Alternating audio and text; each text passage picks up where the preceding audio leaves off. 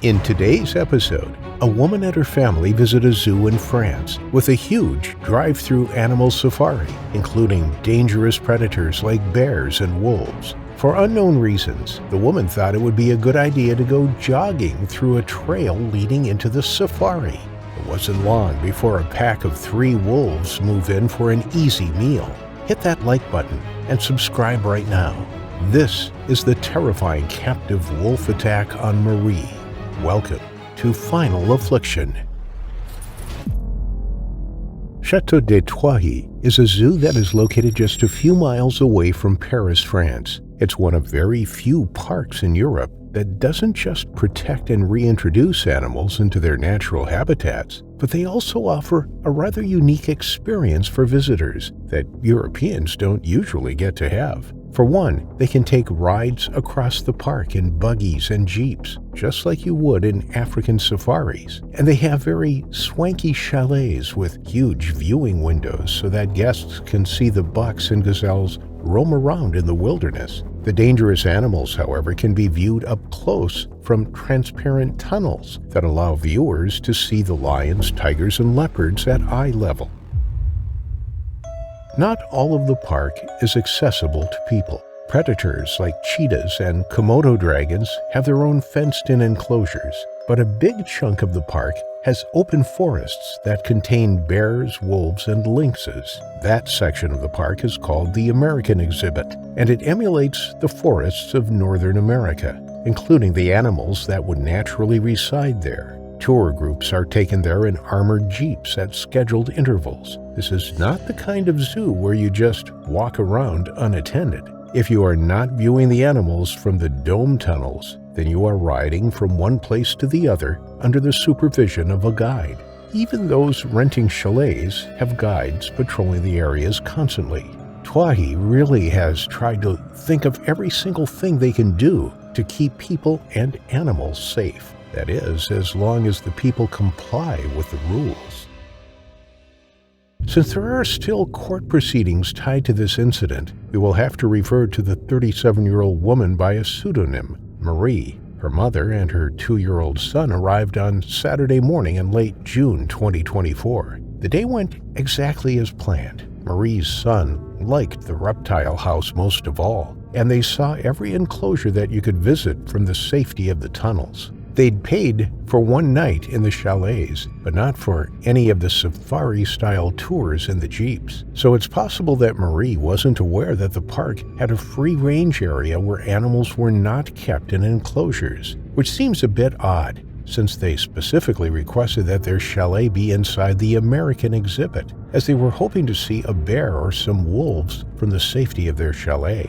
Maybe Marie thought that the pathways were meant for people as well as the jeeps that used it. Whatever the case may be, Marie made a very strange decision the next morning.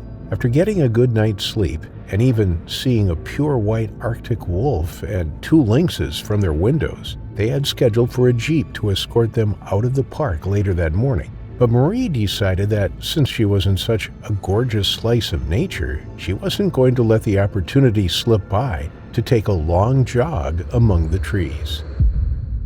So, leaving her son with her mother, she set out in her running shorts, running all the way to where the pathway ended. The wide road narrowed to a thin path, obviously meant for people to go on foot. The rangers did occasionally use these dirt roads on foot, but it was only meant for the armed staff of the zoo, just like the dozen signs that Marie passed proclaimed. But Marie, probably distracted by the trees and keeping her breathing under control, didn't notice the warning signs at all. She just went into the tree line and kept jogging, her head still on where her feet were going. Marie nearly ran right into a fully grown bear.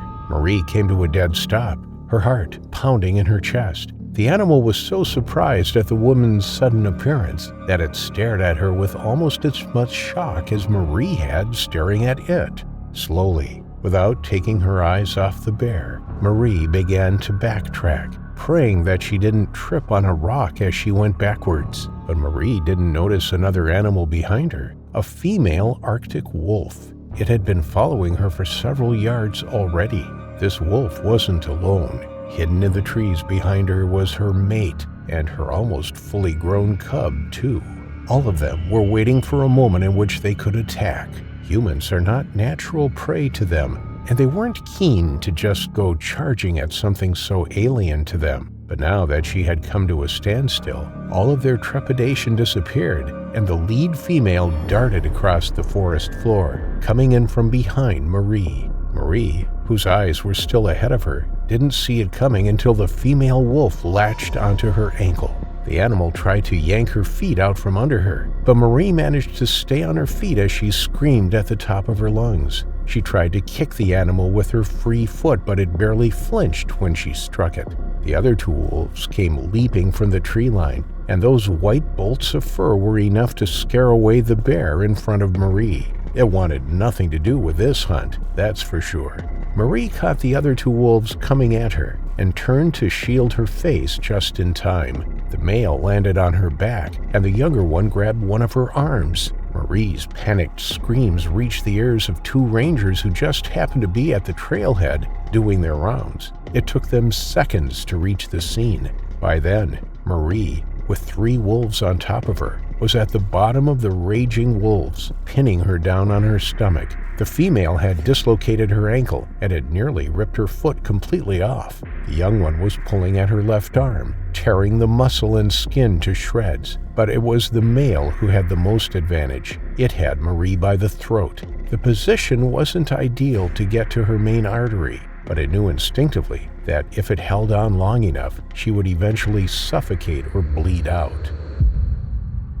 The wolves shook their heads viciously, sending flecks of blood flying everywhere. Their stark white fur was already drenched in blood, and if Marie wasn't still screaming so loudly, you'd have thought she must be dead from all the blood she'd lost. The two men ran right at them, not even bothering to grab their radios to call for help.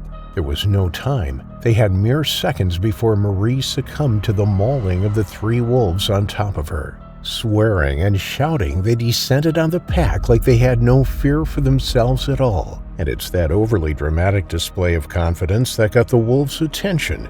Just like they were curious about attacking Marie in the first place, so were they about taking on two fully grown humans. They tore their teeth out of the various places that they'd been latched onto and fled into the trees, leaving Marie in a bloody, moaning, and tattered heap. One ranger picked her up, cradling her like a child, and ran back to the jeep, while the other finally got the chance to radio in for help.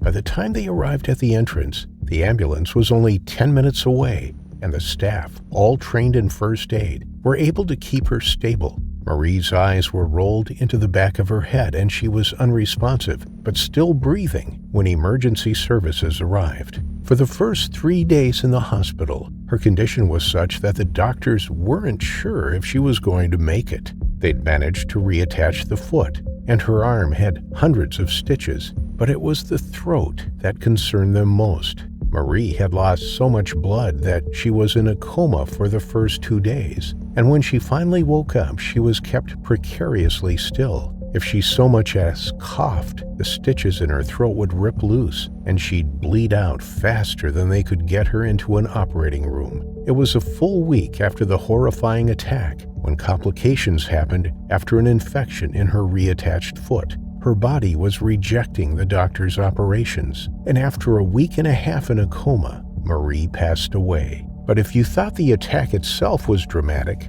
it's nothing compared to the drama that followed since then. Marie's family filed a lawsuit against the zoo. They say that there were no warning signs on the trail or the road at all, and that there was no clear indication that the public were not allowed to roam free. The park, on the other hand, has already proved that there were at least 7 signs on the route that Marie was jogging along. But her family's lawyers argued that the signs were too small, that the plain green script on them were not the proper color to draw a passerby's eyes to warn them of the danger. No warning symbols or bright red and yellow lettering that usually used to indicate danger was visible at all. This case has barely started, and it's already looking like it's going to be a drawn-out affair, with the zoo placing the blame on Marie and Marie's family placing the blame on the zoo. Who do you think is responsible for her terrifying, final affliction.